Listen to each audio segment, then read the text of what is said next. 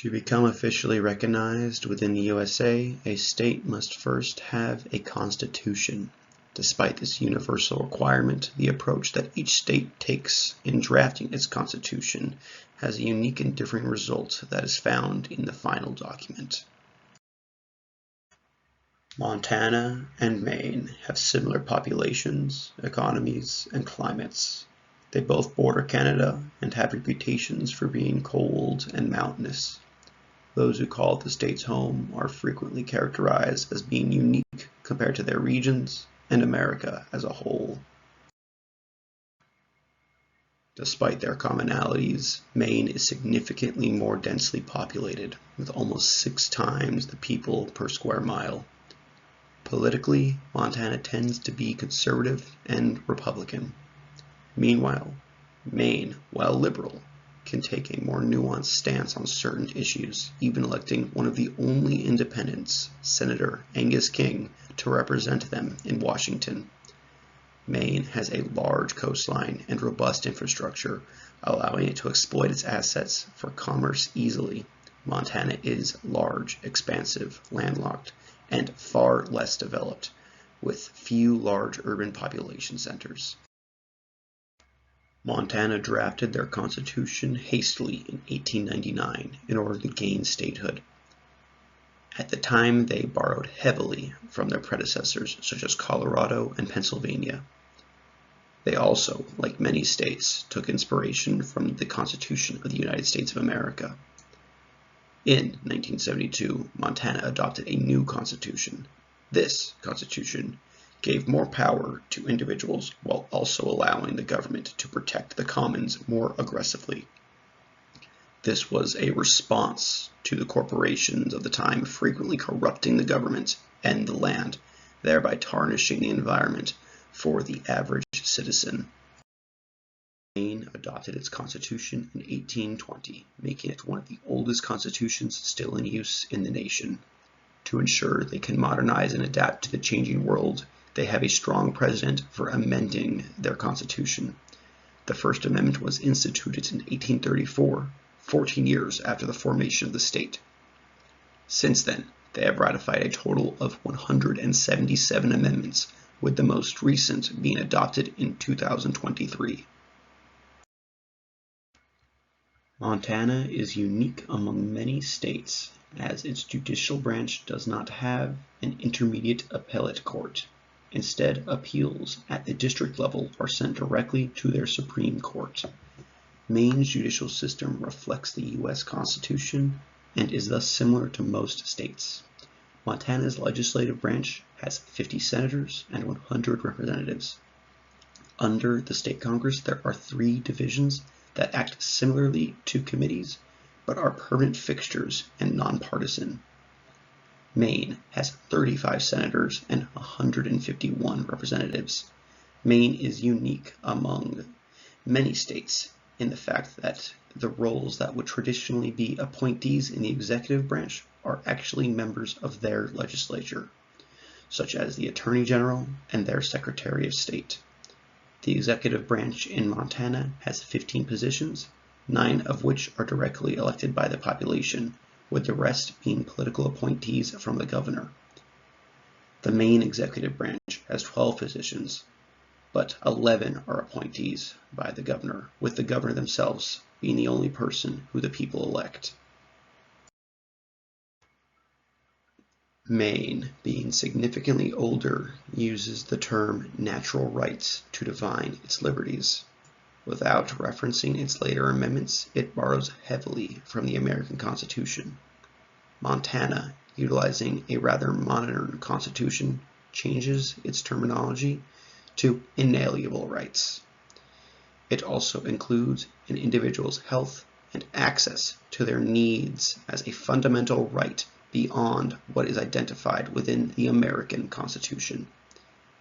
It then also clarifies that rights must be pursued in a manner that is mindful of the laws and the individuals that a people may encounter. Like most states, Montana and Maine ensure bail is not excessive unless the crime warrants it. They enshrine due process and protect against unlawful search and seizure. Where they differ is that Montana sees the Fourth Amendment within the American Constitution and its rights as an extension of general privacy. At the same time, Maine felt the need to clarify that its citizens were not to be tried for crimes that did not exist at the time of their action, nor can any of their civilians be tried under military law or within a military court. To be the governor of Montana, one must be at least 25 years old, a U.S. citizen, and a legal Montana resident for 2 years prior to the election in which they run. In Maine, candidates are required to be at least 30. They must be a citizen of the United States for at least 15 years, and they must be a resident of Maine for 5 years. Additionally, Maine clarifies that governors cannot hold any additional public offices while being the governor. Montana and Maine base their legislature on the American federal government and thus are functionally similar. Both legislatures are comprised of a House and a Senate. They are responsible for making laws, passing budgets, reviewing the conduct of the executive branch, and have the power to impeach those in public office. They also confirm political appointees and form committees on key issues to the legislature. Montana differs from Maine in that there are 3 legislative staff divisions in their Congress. The Audit Division works to maintain public trust through transparency. The Fiscal Division ensures that all financial reporting is accurate and available to the public. Finally, the Service Division works to ensure that key issues to the citizens and their interests are identified and understood by the Congress. Maine differs from Montana and many states in that its Secretary of State, Secretary of the Treasury, Attorney General, and State Auditor are not appointees within the executive branch, but rather fall under the legislative branch. Within the state constitutions, Maine and Montana both ensure that the government is partitioned into 3 distinct entities. Members from one entity are forbidden from taking actions reserved for the other branches. Both states base this aspect of their constitution on the U.S. federal system. Where they differ is a matter of cultural proclivities and practices inherited from their unique environments. Montana's original constitution, despite having identical standards in writing, failed to keep its powers separate and uncorrupted. The result was that copper kings and other industrialists took advantage of the system's shortcomings.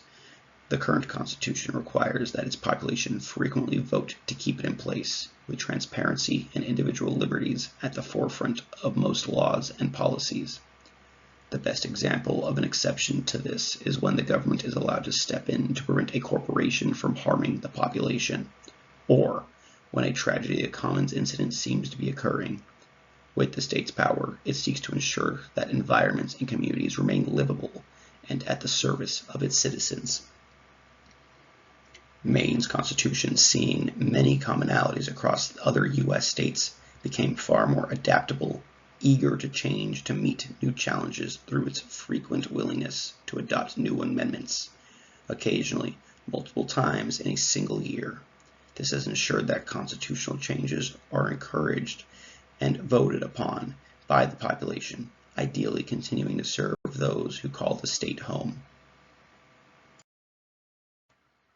Despite both constitutions borrowing heavily from the American Constitution, reading through them reveals several distinct differences in delivery and values. Montana's constitution is cut into far fewer sections than many older state constitutions. Each section has a much more lengthy and detailed description of its intent, with further clarification to attempt to prevent abuse or exploitation. Maine, being far older, contains more sections of very short length and ample opportunities for forward-thinking modern peoples to circumvent its rules. Luckily, most of these attempts are thwarted through the addition of the 177 amendments.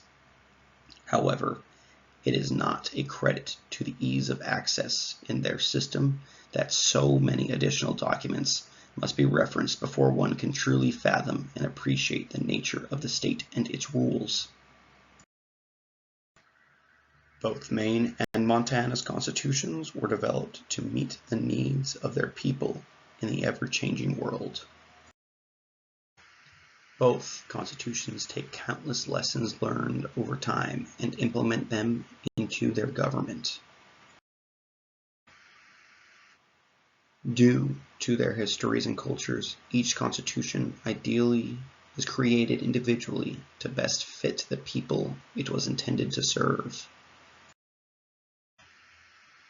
Despite their differences, both states seem satisfied with their current constitutions and hesitant to change how they govern themselves.